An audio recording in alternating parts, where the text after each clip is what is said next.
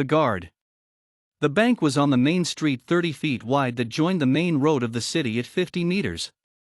The street was busy, mostly used by bikes and cycles. Four-wheeler had tough time passing through, and public made a point to walk up to the bank after parking their vehicles on the sides of main road. Though the parking on roadside was against law, but it was rarely followed and never enforced. It was no secret that the bank was doing a lot of business.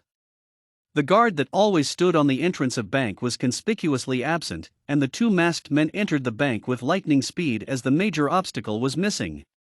The guy leading the two fired the shot towards the roof. He was well-built lad of more than 6 feet height, wearing tight black track suit. The other guy following him was around 5 feet 8 inches with stout physique and broad shoulders. He had a backpack.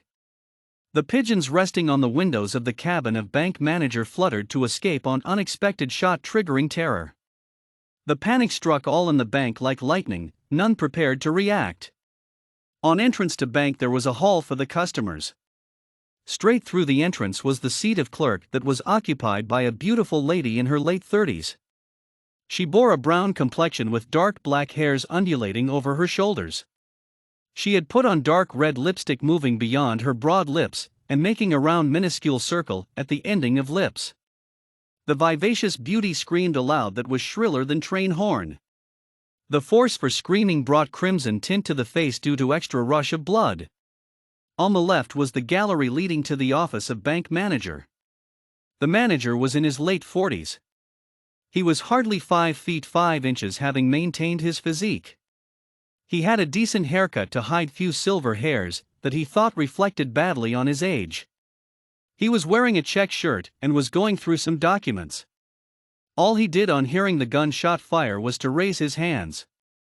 The pen dropped from his hand. The world turned dark before his eyes, and he hardly had any idea what to do. He had unmoved faith in the guard, but the savior was missing that day. To the right of entrance was the counter of cashier. It had a concrete wall of 4 feet height separating the cashier from customers. Above that wall was another partition of glass 3 feet high with a space between the wall and glass to disperse cash. The cashier had spectacles resting on his nose tip and was engrossed in counting the cash.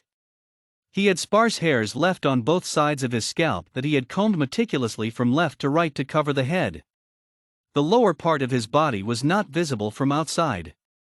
On hearing the gunshot, he disappeared behind the counter. The office of bank manager was partitioned by a glass wall from the rest of the staff. The fire shot hit the roof and bullet ricocheted, hitting the glass wall between the cabin of the bank manager and the staff.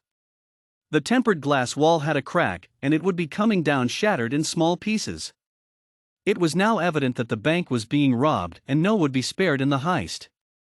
The screams of lady clerk had sent all an alert as well as terror. The customers had no idea what had gone wrong. A frail man in his late 60s supporting white beard was on the cash counter. He got numb like a statue and peeped through the upper space of spectacles that he had adjusted to fill the form. The matured countenance bore shrivels, those were starkly visible, reflecting upon his past years of life. The sunken cheeks of the man were further deepened with his mouth agape, as if it was the end. There was a lady customer standing. She was chubby and in her early 20s. She was wearing jeans and blue t-shirt. The lady had hardly any makeup on her pale countenance adorned with beautiful tint. She fainted after the bullet had hit the tempered glass wall. The chubby countenance lost its tint, was turning white. There was another gunshot that came from oblivion, and the tall guy with gun screamed in pain, "Oh, God." His hand holding revolver lost the grip on the weapon, and it went up in the air towards the same roof that its bullet had hit few seconds back. The guy was shot in head, but the blood had not gushed out yet. The glass splinters of the tempered glass were falling, and had not settled down yet. The other guy with backpack looked around, but could not guess from where the shot emerged. He pounced towards the falling revolver with his right hand stretched out. It was the weapon that could come to his rescue now. The robbers did not expect gunfire once inside the bank. Unfortunately, the falling revolver was missed by few inches. The lady clerk gave another scream that was shriller than the first one. The blood had rushed to her face, giving a tint of panic. She hardly had any idea why she was screaming. The revolver that was falling after escaping the hand of second guy fell with a thud on floor.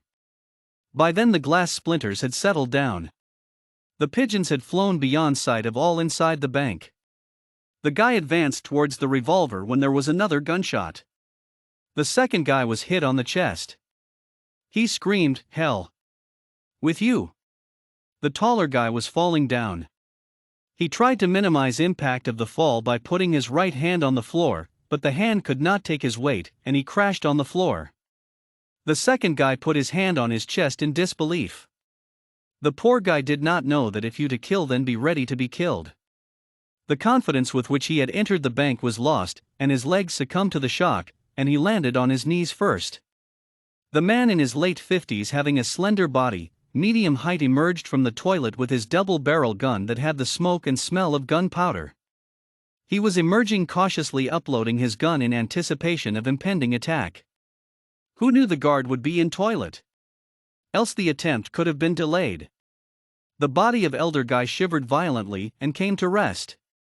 The other guy lying on his face was motionless.